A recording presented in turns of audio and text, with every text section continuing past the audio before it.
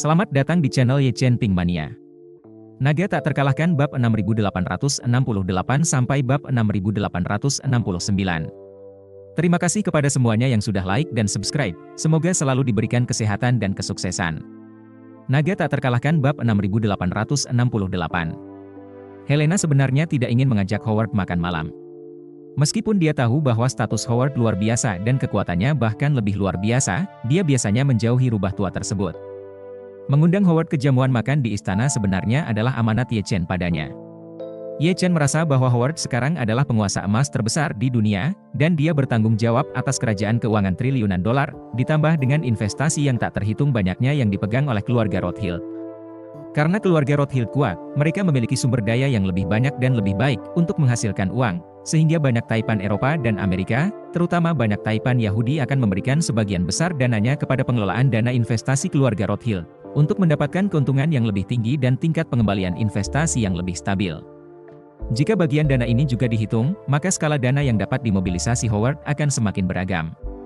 Karena Howard memiliki sejumlah besar uang panas, maka Helena hanya perlu melepaskan sedikit niat baik kepadanya atas nama keluarga kerajaan Nordik, dan kemudian dia pasti akan menggunakan dana di tangannya untuk membalas budi kepada Helena.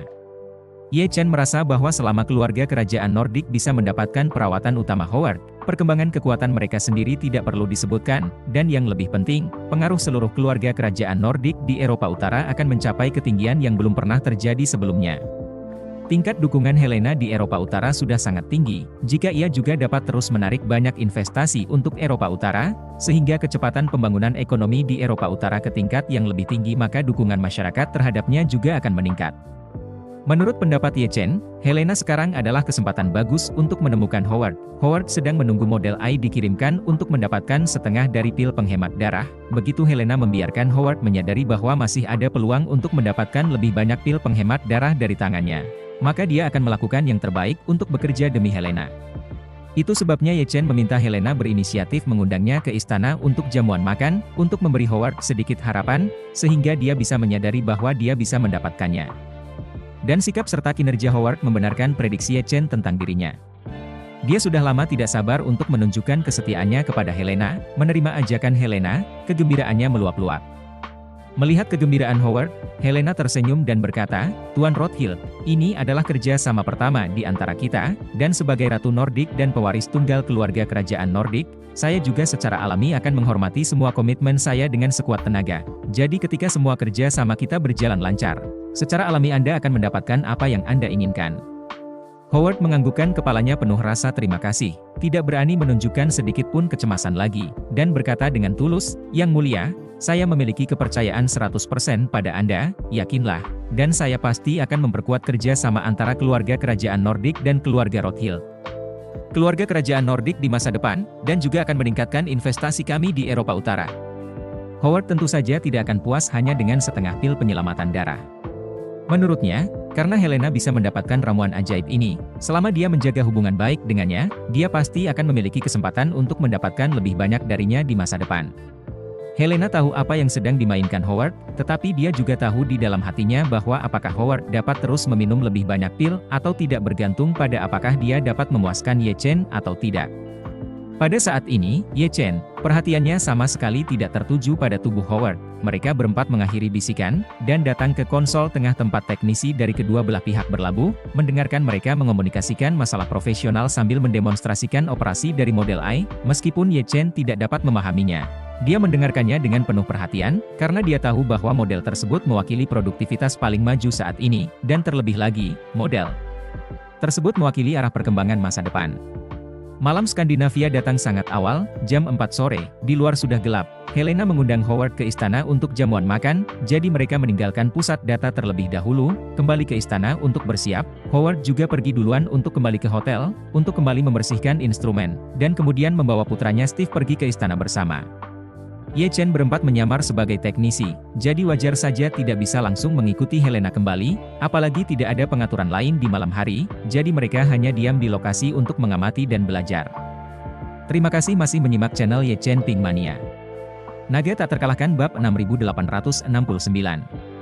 Howard kembali ke hotel tempat dia menginap dan langsung menuju kamar tempat putranya Steve berada. Steve sekarang di ruangan besar bosan merokok, dia baru saja kembali ke Amerika Serikat tidak 2 hari, diikuti oleh lelaki tua itu diseret ke Nordic. Kunci lelaki tua itu membawanya ke sini, biarkan dia tinggal di hotel tanpa melakukan apapun, pergi keluar untuk berbisnis padahal juga tidak membawanya. Hal ini membuat hati Steve sangat tertekan, ia pun merasa sang ayah harus membawa dirinya pada niat Eropa Utara, sang ayah tidak membutuhkan teman sendiri, juga tidak membutuhkan bantuannya sendiri, untuk membawa dirinya ke sana, tidak lebih dari tidak mau membiarkan diri mereka tinggal sendirian di Amerika saja. Menyadari hal tersebut, Steve tahu betul di dalam hatinya bahwa kedepannya ia pasti tidak bisa berlama-lama berada di daratan Amerika, karena kini ia di mata ayahnya sudah menjadi ancaman keberadaannya, jadi hal yang paling masuk akal untuk dilakukan.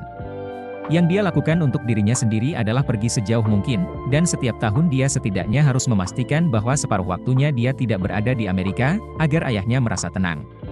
Steve memahami satu hal, karena dia adalah putra mahkota, dan tidak dapat merebut tahta dengan sukses. Pilihan terbaik adalah mengikuti semua keinginan ayahnya, dan bahkan mengambil inisiatif untuk melakukan apa yang dia ingin lakukan, tapi malu untuk mengatakan sesuatu, satu-satunya cara untuk membiarkan dia melonggarkan kewaspadaannya, dan tidak memiliki rasa jijik pada dirinya sendiri. Selama kamu bisa melakukan langkah ini dan mempertahankannya dalam waktu yang lama, kedudukan ahli warismu sendiri tidak akan tergoyahkan, dan cepat atau lambat ayahnya harus menyerahkan kendali, selama kamu terus memuaskannya, lalu kapan dia secara fisik tidak mampu untuk terus menjabat sebagai kepala keluarga, dia pasti akan berhasil mengambil alih tahta.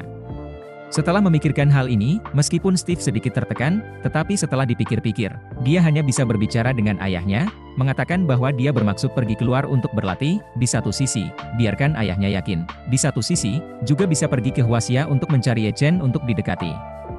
Langkah selanjutnya adalah melihat apakah dia setuju untuk pergi ke Hwasia jika dia melamar ayahnya untuk pergi keluar untuk berlatih.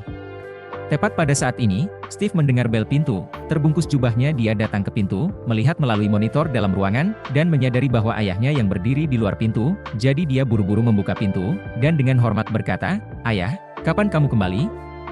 Howard berkata, "Saya baru saja kembali untuk mencari Anda." Mengatakan itu, Howard memandangnya dari atas ke bawah dan berkata, "Steve, kamu mandi dan berganti pakaian formal, dan pergi bersamaku ke keluarga kerajaan Nordic untuk jamuan makan malam. Permaisuri Nordic akan mengundang kita ke sebuah perjamuan."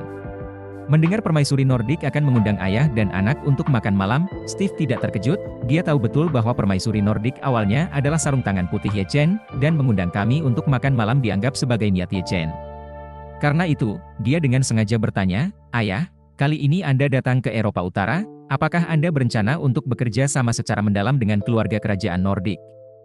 Howard menganggukkan kepalanya dan dengan santai berkata, "Eropa Utara masih sangat menjanjikan, terlebih lagi, saya juga berharap dapat memperdalam kerja sama saya dengan keluarga kerajaan, dan mungkin akan ada kesempatan untuk menikahi mereka di masa depan."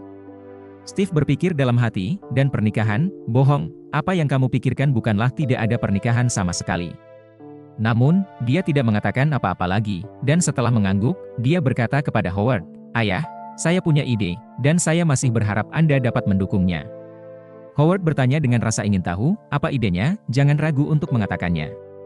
Steve berkata dengan sangat tulus, "Ayah, dalam beberapa tahun terakhir, saya hampir jarang meninggalkan Amerika Serikat, saya merasa kurang tahu tentang pola dunia, dalam jangka waktu yang lama, saya ingin melakukannya menyisihkan setidaknya separuh waktu setiap tahun untuk pergi ke luar negeri untuk mendapatkan lebih banyak pengalaman, dalam hal ini. Hal-hal Amerika Serikat yang mungkin tidak terlalu saya khawatirkan, harus bekerja keras untuk Anda dan keluarga untuk mengambil lebih banyak.